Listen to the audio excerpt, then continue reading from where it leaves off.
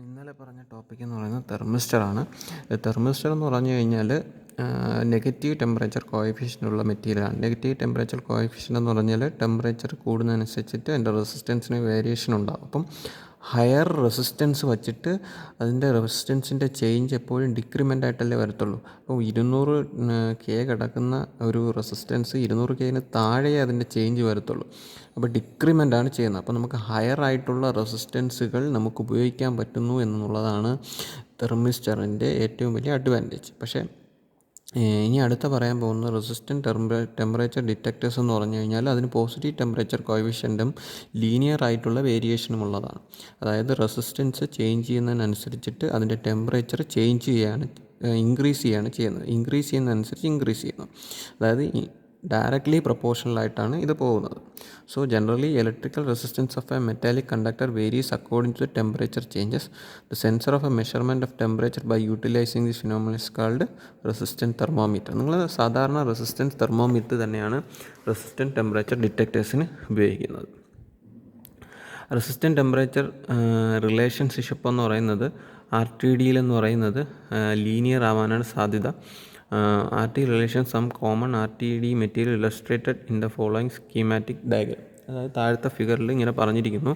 Nickel, balco, copper, platinum എന്നിവയെല്ലാം temperature change ചെയ്യുന്നതനുസരിച്ചിട്ട് അതിൻ്റെ റിലേറ്റീവ് റെസിസ്റ്റൻസ് എന്ന് പറയുന്നത് ഇൻക്രീസ് ചെയ്യുകയാണ് ചെയ്യുന്നത്. ഒരു അപ്രോക്സിമേറ്റ്ലി ലീനിയർ എന്ന് പറഞ്ഞു കഴിഞ്ഞാൽ സ്ട്രെയിറ്റ് ലൈൻ 45 ഡിഗ്രിയിൽ പോകുന്നതിനാണ് ലീനിയർ എന്ന് പറയുന്നത്. അപ്പോൾ അപ്രോക്സിമേറ്റ്ലി ലീനിയർ ആയിട്ടുള്ള ഗ്രാഫുകളാണ് ഈ റെസിസ്റ്റൻറ്റ് ടെമ്പറേച്ചർ റിലേഷൻഷിപ്പിൽ വരുന്നത്. അപ്പോൾ ഇത്രയും മെറ്റീരിയൽസാണ് ഉള്ളത്. അപ്പോൾ വേരിയേഷൻ ഓഫ് റെസിസ്റ്റൻസ് എന്ന് പറയുന്നത് നമുക്ക് പോസിറ്റീവ് ടെമ്പറേച്ചർ കോഎഫിഷ്യൻ്റ് ആയതുകൊണ്ട് നമുക്ക് R is equal to R0 into 1 plus ആൽഫ1T പ്ലസ് ആൽഫ2T² പ്ലസ് അങ്ങനെ ഒരു ഇൻഫിനിറ്റ് ആയിട്ടുള്ള ഒരു സീരീസായിട്ട് αn ഇൻറ്റു T⁻n എന്ന് പറയുന്ന ഒരു സീരീസായിട്ട് പോകും. അപ്പോൾ അതെന്ന് പറയുന്നത് പോസിറ്റീവ് ടെമ്പറേച്ചർ കോഎഫിഷ്യൻ്റ് ആയതുകൊണ്ടാണ് 1 പ്ലസ് ആൽഫ1T എന്ന് പറയുന്നത്.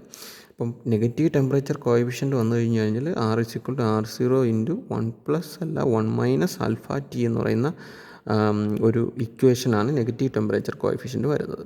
അപ്പോൾ ഇതിലെന്ന് പറയുന്നത് R is equal to R0 into 1 plus ആൽഫ1T എന്ന് പറയുന്ന വേരിയേഷനിലാണ് പോകുന്നത്. അപ്പോൾ α1, α2, α3, αn എന്ന് പറയുന്നത് constant depend upon the RTD material. Resistant thermometer ഡിറ്റക്ടേഴ്സിൻ്റെ മെറ്റീരിയലിൻ്റെ ബേസിസിലാണ് ആ കോൺസ്റ്റൻറ്റുകൾ മാറുന്നത്. പോസിറ്റീവ് ടെമ്പറേച്ചർ കോഎഫിഷ്യൻ്റ് എന്ന് പറഞ്ഞു കഴിഞ്ഞാൽ ഇപ്പോൾ R0 എന്ന് പറയുന്ന ഇനിഷ്യലായിട്ടുള്ള റെസിസ്റ്റൻസ് പ്ലസ് അടുത്ത ടെമ്പറേച്ചർ മാറുന്നതനുസരിച്ചിട്ട് പ്ലസ്സാണ് വരുന്നത്. അപ്പോൾ R0 ഇൻറ്റു ആൽഫ1T എന്ന് പറയുമ്പം R0യേക്കാൾ വലുതാണ് നമുക്ക് എപ്പോഴും കിട്ടുന്ന റെസിസ്റ്റൻസ് ടെമ്പറേച്ചർ മാറുന്നതിന് അനുസരിച്ച്. അപ്പോൾ കൺസ്ട്രക്ഷൻ ഓഫ് RTD എന്ന് പറയുന്നത് ഇതിന് ഉള്ളത് മെറ്റീരിയൽസ് എന്ന് പറയുന്നത് ഒരു റെസിസ്റ്റൻസ് എലമെൻ്റ് ഉണ്ട്, ഇൻറ്റേർണൽ കണ്ടക്ടേഴ്സ് ഉണ്ട്, ഇൻസുലേറ്റിംഗ് ട്യൂബുണ്ട്, പ്രൊട്ടക്ഷൻ ട്യൂബുണ്ട്, റീഇൻഫോഴ്സിംഗ് ട്യൂബുണ്ട്, ടെർമിനൽ ഹെഡ് ഉണ്ട്, അതർ നെസസറി മൗണ്ടിങ് അറ്റാച്ച്മെൻറ്റ്സും ഉണ്ട്. സോ ടിപ്പിക്കലി കാണുന്ന RTDയുടെ ഫിഗറാണ് നമ്മൾ ഈ കാണിച്ചിരിക്കുന്നത്. ഇതിനകത്ത് റെസിസ്റ്റൻസ് എലമെൻ്റ് കാണിച്ചിരിക്കുന്ന ഈ ഭാഗത്ത് റെസിസ്റ്റൻറ്റ് എലമെൻ്റ് എന്ന് പറയുന്നത് നോർമലി പ്ലാറ്റിനമോ നിക്കലോ കോപ്പറോ അതർ റെസിസ്റ്റീവ് എലമെൻ്റാണ് യൂസ് ചെയ്യുന്നത്. ജനറലി പ്ലാറ്റിനം വയറാണ് നമ്മൾ റെസിസ്റ്റൻസ് എലമെൻ്റായിട്ട് യൂസ് ചെയ്യുന്നത്. ഈ റെസിസ്റ്റൻസ് എലമെൻ്റാണ് ടെമ്പറേച്ചർ കൂടുന്നതനുസരിച്ച് റെസിസ്റ്റൻസ് വേരി ചെയ്യുന്നത്. Is wound as a bifilar on either ceramic bobbin or glass bobbin. അതായത് സെറാമിക് ബോബിൻ എന്ന് പറഞ്ഞു കഴിഞ്ഞാൽ ഈ റെസിസ്റ്റൻസ് എലമെൻറ്റിനെ സിറാമിക്കോ അല്ലെങ്കിൽ ഗ്ലാസ് ബോബിനോ കൊണ്ടിട്ട് വൗണ്ട് ചെയ്യുന്നു.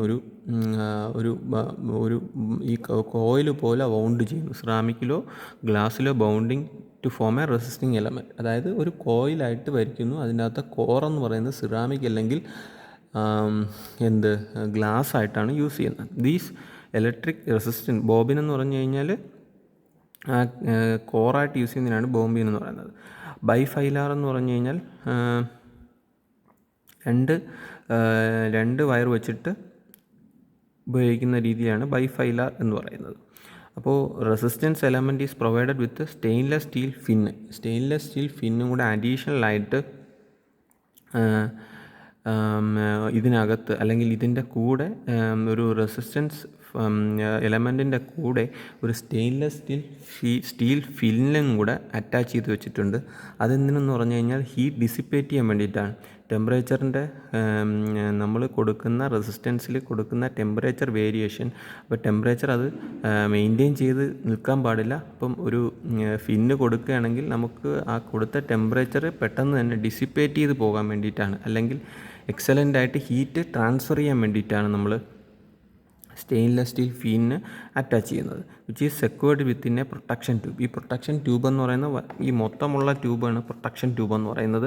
ആ ട്യൂബിനകത്താണ് ഇത് വച്ചിരിക്കുന്നത്. ഇൻറ്റേർണൽ ലീഡ് വയർ എന്ന് പറയുന്നത് നമ്മൾ ഈ RTDയുമായി കണക്റ്റ് ചെയ്യുന്ന റെസിസ്റ്റൻസ് എലമെൻറ്റുമായിട്ട് കണക്റ്റ് ചെയ്യുന്ന വയറിനെയാണ് ലീഡ് വയർ എന്ന് പറയുന്നത്. ഈ ലീഡ് വയർ കാണിച്ചിരിക്കുന്നത് ഇവിടെയാണ്. ഈ ലീഡ് വയർ എന്ന് പറയുന്നത് 3 വയർ ടൈപ്പുണ്ട്, 2 വയറുണ്ട്, 4 വയർ ടൈപ്സും ഉണ്ട്.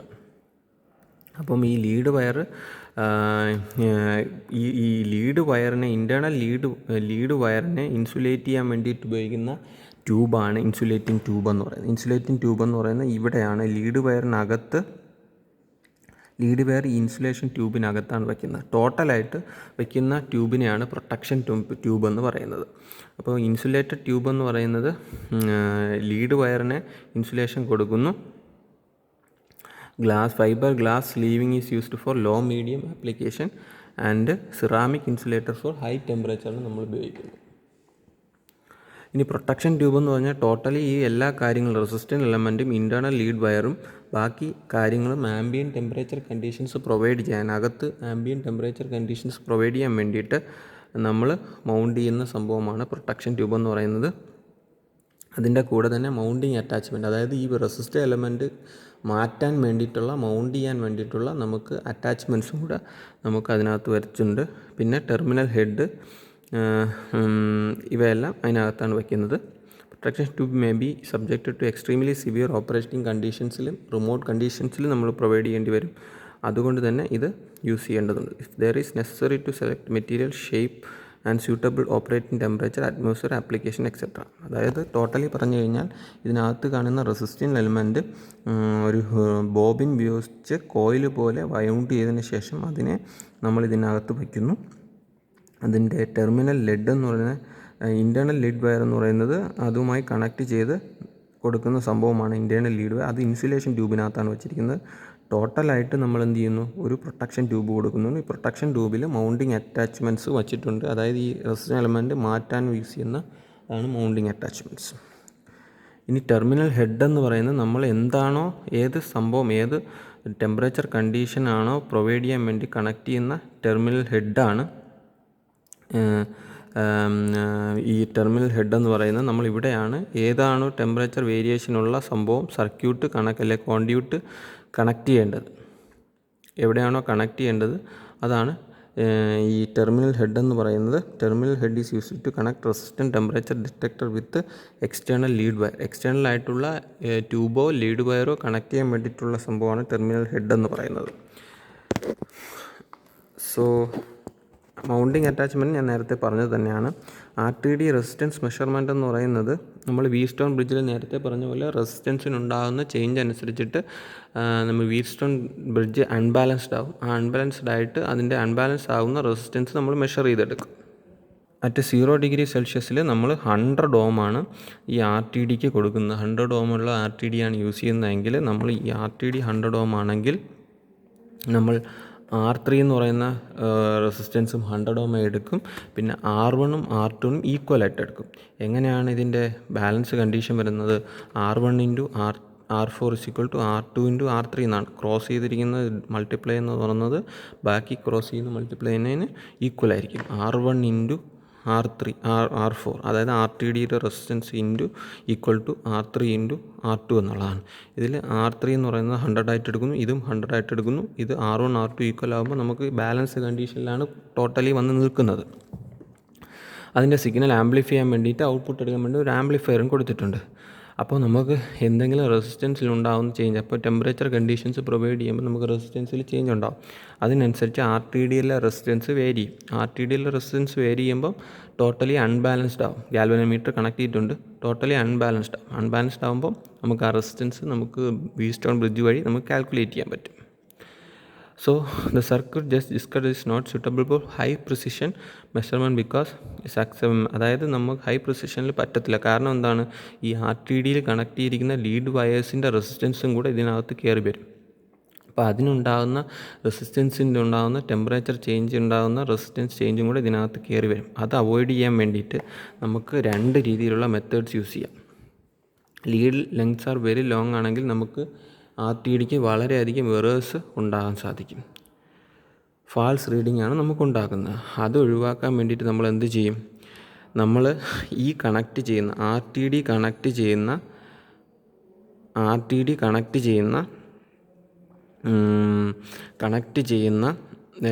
ടി ഡി താകണ്ടില്ലേ ഡിസ്റ്റൻസ്, ആർ ടി ഡിയിൽ നിന്ന് കണക്ട് ചെയ്യുന്ന വയറിൻ്റെ ലെങ്ത്ത് കൂട്ടിയിട്ട് വയറിൻ്റെ ലെങ്ത്ത് കൂട്ടുക എന്ന് പറഞ്ഞു കഴിഞ്ഞാൽ എങ്ങനെയാണ് ലെങ്ത്ത് കൂട്ടുന്നത്, ഈ R2 എന്ന് പറഞ്ഞ ആർമിലേക്ക് കുറച്ചുകൂടെ ഈ റെസിസ്റ്റൻസിൻ്റെ ലെങ്ത്ത് കൊടുക്കും.